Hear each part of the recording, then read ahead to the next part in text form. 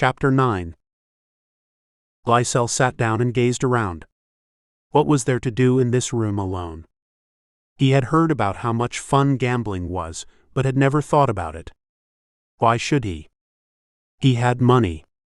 Didn't the people who came to gamble come because they wanted more money? Not him. He had been satisfied with his life until now. He would learn it wasn't all about money that drove people to gamble. Maybe it was something else. Maybe it was loneliness and need. He had a void inside of him which he couldn't fill, and because of that, he found himself standing at a blackjack table. Then he found himself at the craps tables. It was the excitement of the gamble and risking something that resonated with Lycell. Always the risk-taker, he had passed that trait on to his sons. Losing didn't concern him because he had lots of money to lose, and as long as he had money he felt the thrill of that moment when he risked it all. But when he reached inside his pocket and all that money was gone, to his credit he turned and walked away. When he reached the elevators, Lycell moved back and to the side to let the humans off. The doors opened and out stepped 3 men. Lycell's head down deep in thought, he passed one of the men who recognized him.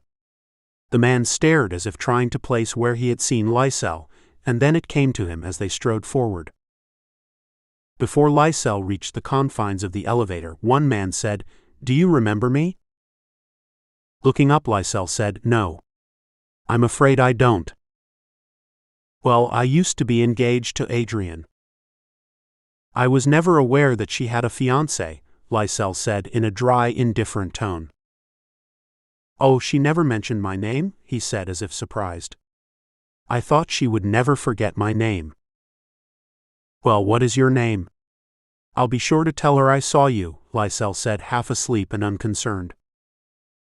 "It's Paul. And you're the son of bitch who took her from me." "I'm afraid you have me wrong. My mother isn't a bitch. But my father was a wolf." He drew back his lips and let Paul see his large wolf teeth. Paul appeared to be drunk and thought he was seeing things. His eyes opened wide. "Whoa.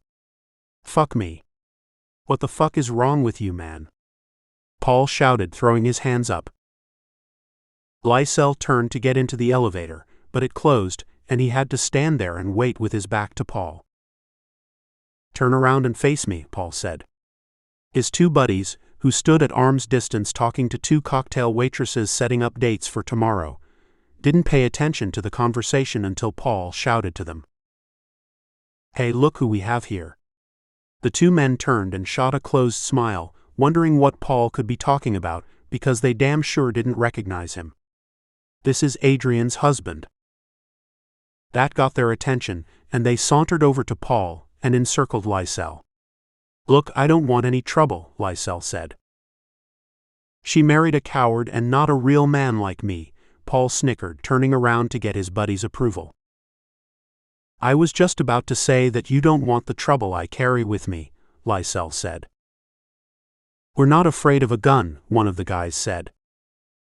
"You know we can't carry a gun in the hotel. I was thinking about something else. Now if we fight in here and you get thrown out, then you have a problem." "Me. I will just kill you after you leave this hotel," Lycell said, his tone unfeeling and cold. His eyes changing to a deep blue. "You can't threaten me," Paul said. "I eat men like you for lunch."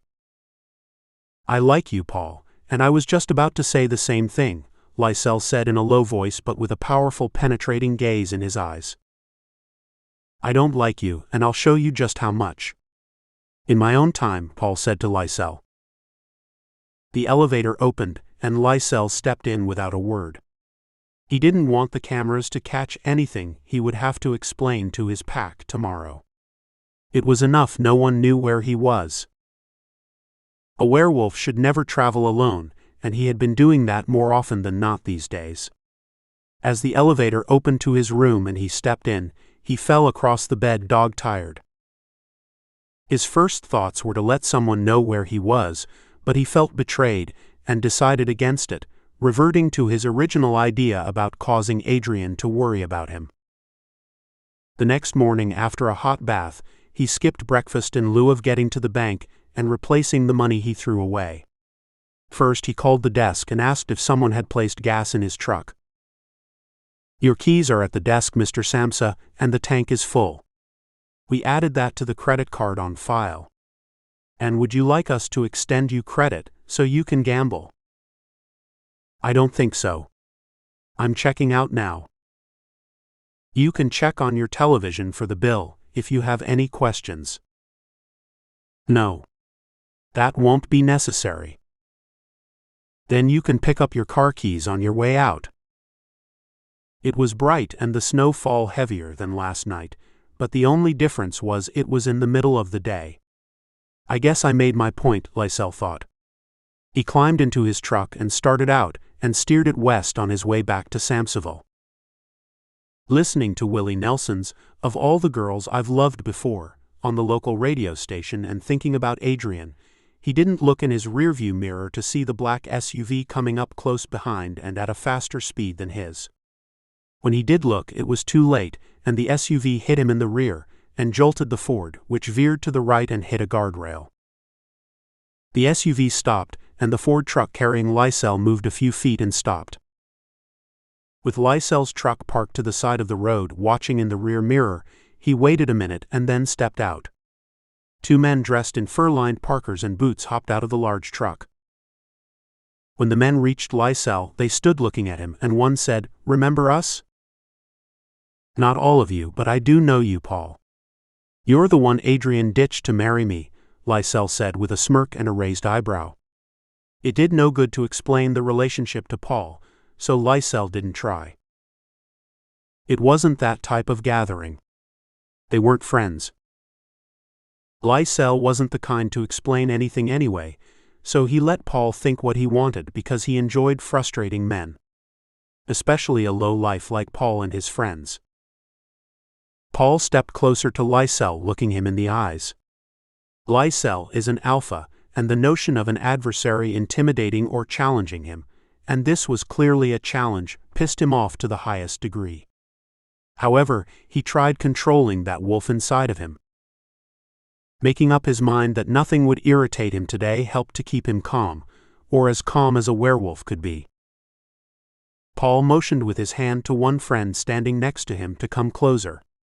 Lycell didn't see the other one in the car because of the dark windows, but his instincts signaled that something wasn't right.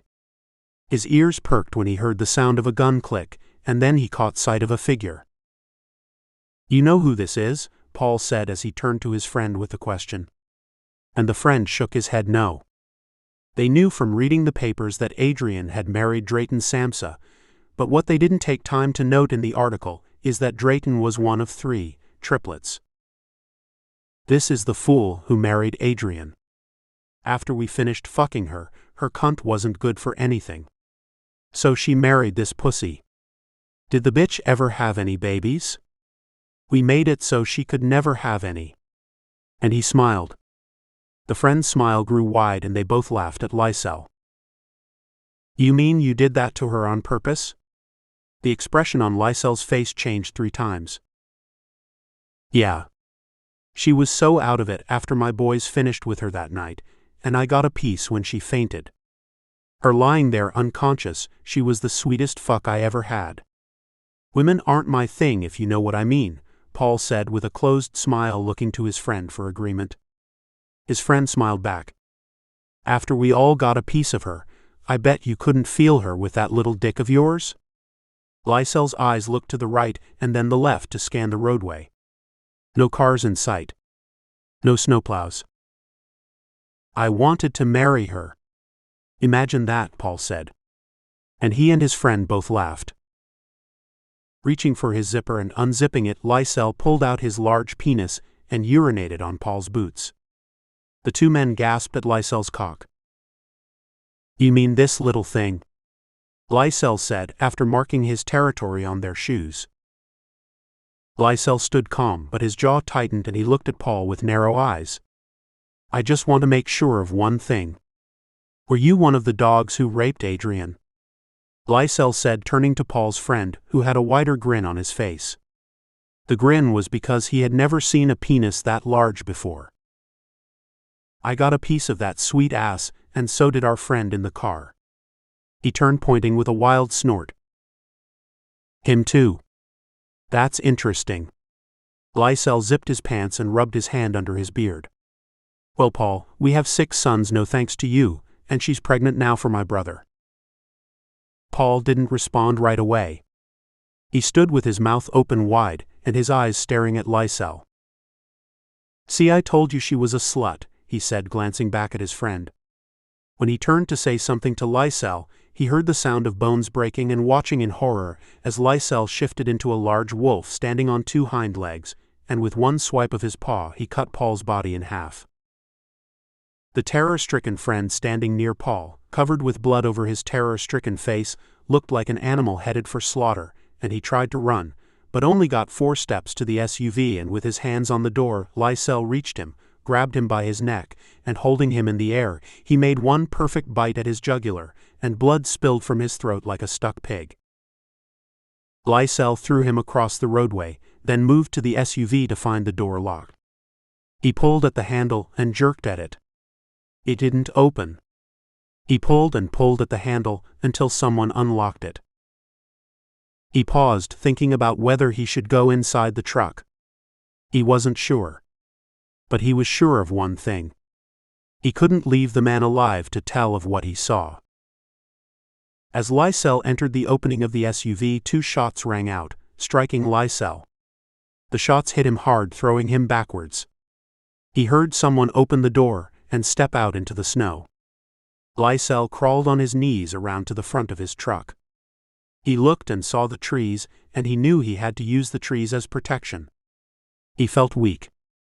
He looked down and saw a puddle of blood on the snow. Lycell prayed the man was a hunter. A hunter would never follow a wounded animal into the forest. He hid near a large pine, trying to catch his breath. He felt his wolf life leaving him, and soon he would shift back to a man. He didn't want that, because he needed his wolf strength to stop the man if he tried to follow him. Breathing hard, Lycell heard the man hoist his leg over the barrier and step down into the snow. This man wasn't a hunter, but a man with a gun who knew how to use it. The man walked slow and cautious. He stopped after seeing the blood. He stood and gazed to his left and then his right.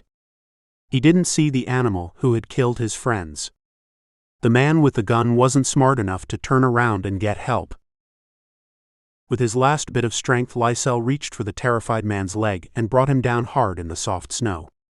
As Lycell wrapped his hands around the man's neck and squeezed the life out of the man's eyes, and before they went dark, the man got off 2 more shots into Lycell.